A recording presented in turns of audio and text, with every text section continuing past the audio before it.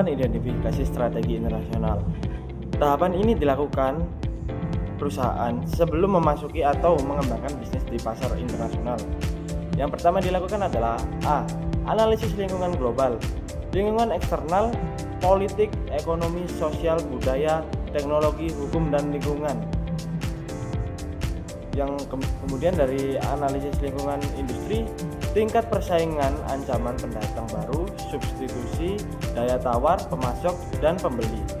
Kemudian yang B, analisis internal perusahaan, sumber daya dan kapasitas perusahaan. Yang dimaksud ini adalah keuangan, SDM, teknologi, merek. Kemudian keunggulan, kompetitif. Yang terakhir analisis value, retry, instability, sama organization. Kemudian yang C, penetapan tujuan internasional. Pertama adalah tujuan pasar, ekspektasi, prestasi, diversifikasi. Kemudian yang selanjutnya tujuan finansial, yakni adalah laba, kemudian pertumbuhan.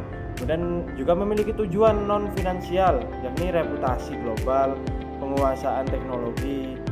Kemudian yang D, pemilihan strategi internasional, menentukan bentuk strategi, ekspor, lisensi, joint venture, anak perusahaan.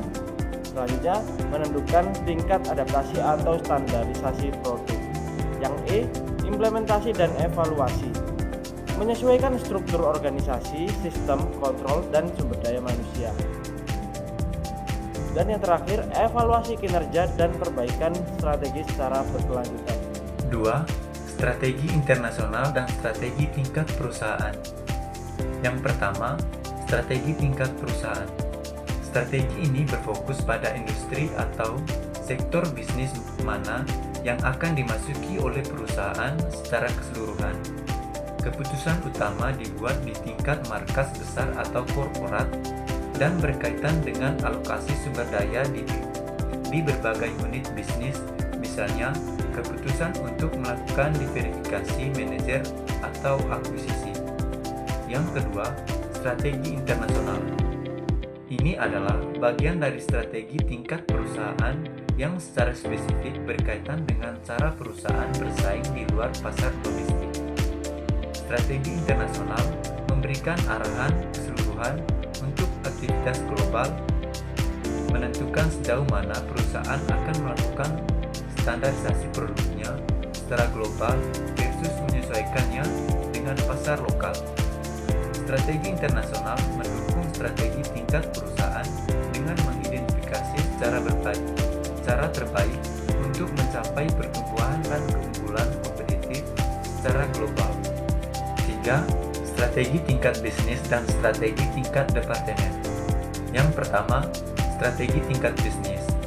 Strategi ini berfokus pada bagaimana suatu unit bisnis tunggal akan bersaing secara efektif dalam pasar spesifiknya.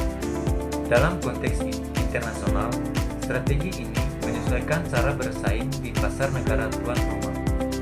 Yang kedua, strategi tingkat departemen. Strategi ini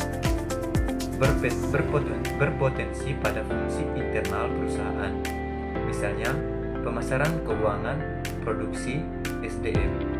Strategi tingkat departemen mendukung strategi tingkat bisnis dan korporat dengan menguraikan bagaimana fungsi-fungsi tersebut akan dijalankan secara efisien dan efektif untuk mencapai tujuan yang lebih tinggi. Faktor penting dalam pemilihan struktur organisasi dan tipe struktur organisasi internasional. Yang A, faktor penting pemilihan struktur organisasi ada 1. Tingkat internasionalisasi perusahaan. Kedua, strategi internasional yang dipilih. Ketiga, keragaman produk dan pasar. Keempat, lingkungan global, stabil atau dinamis.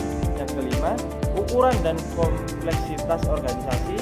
Dan yang keenam, yang terakhir, budaya dan sistem manajemen perusahaan. Kemudian yang B, tipe struktur organisasi internasional. Yang pertama adalah struktur divisi internasional, cocok untuk tahap awal internasional. Yang kedua, selanjutnya kegiatan internasional terpisah dari domestik. Yang kedua, struktur area geografis.